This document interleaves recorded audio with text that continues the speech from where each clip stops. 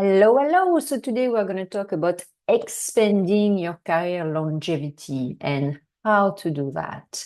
My name is Peggy van der Plas. Welcome to the podcast. So yes, if I tell you to invest in yourself to expand your career longevity, I can see what you're already thinking. Another communication training, AI course, or maybe an executive MBA. But that's not at all what I mean when I say invest in yourself to extend your career longevity. I'm talking about literally investing in yourself, your appearances, your fitness, your energy. So think cosmetics, wardrobe, personal training. And why do I say that? Because ageism is alive and well in our societies. And yes, for both women and men. And pretending that it doesn't exist doesn't make it go away. So you can't really will your way out of prejudice. So as one of my girlfriend was working for a large bank that should rename a name, told me recently, I'm doing everything I can to look young. When you look at the people in my group, no one is overweight and no one is above 40. Is it scary? Maybe. Is it realistic? Absolutely. So ageism isn't just about how many birthdays you've had. It's above and beyond your chronological age. It's about how people perceive you, your perceived age, if you want. Still not convinced? Well, there are a lot of studies that have been done that show a clear correlation between body weight and perceived efficacy at work. You might have read some of these studies. And if you're wondering, yes, it is negatively correlated, meaning more you weigh, the less you're perceived as efficient, efficacious in your job. So when you see, these jacked up tech CEOs, it's not just their ego. It's also a signal to their boards and investors that they're fit to lead large organizations and that they can pull, this mythical 100-hour week that they're bragging about. So I would say it's literally survival of the fittest. So what does it mean for you and for everyone else in the corporate world? Well, you better keep that perceived age somewhere between 35 and 45. And whether you decide to work with an image consultant to refresh your wardrobe, your haircut, your skincare, your makeup, whether you hire a personal trainer to get in shape or stay in shape, yes, you can go the Olympic route as well.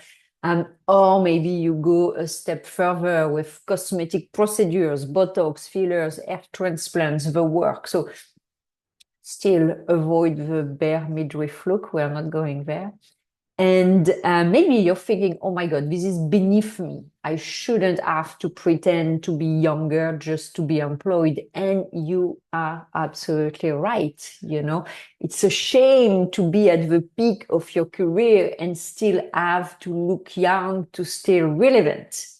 But my friend, that's reality. And you can accept it or you can fight it, but it will not change it. So the same way in Canada, no woman has ever been CEO of a top bank, a pension fund, insurance company, or prime minister. Well, and if I look at the pipeline, it's not going to happen anytime soon. Is it unfair? Absolutely. Is it unlikely to change soon? Absolutely as well. So again, you can look at reality as you wish it was and look at reality as it is. So get ready and put that reverse the clock or block the clock plan in place. And it might actually just save both your career and your marriage at the same time. So cherry on the pie, disclosure here. Ageism isn't the only factor at play.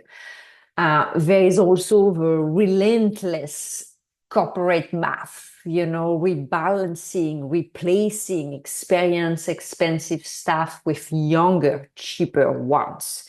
And conveniently, you brand the younger one more innovative, more tech savvy, more energetic.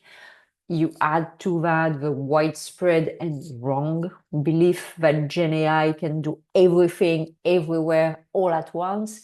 And you have a perfect excuse for mass cost cutting, especially across middle management. Do CEOs really believe that AI will deliver all this miraculous efficiency? I doubt that, but it's a great narrative for the markets, and it is a fast track to a bigger stock option stash for them as well. So keep that in mind as well when you see people of a certain age getting cut. So what does it mean as well at a society's level?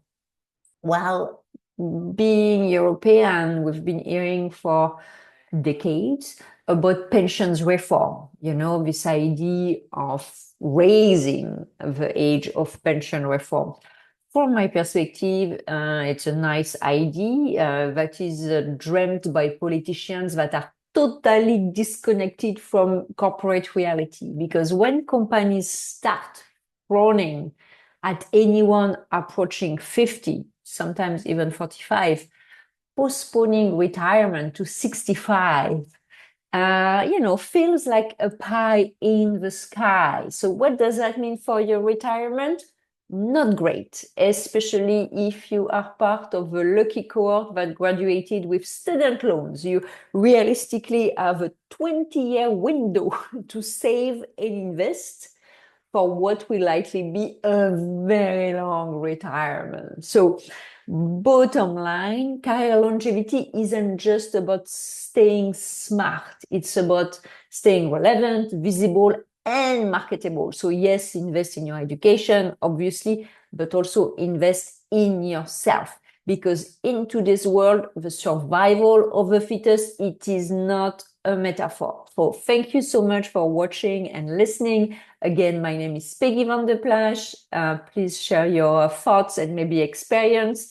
And thank you again for listening. Talk to you next week. Bye-bye.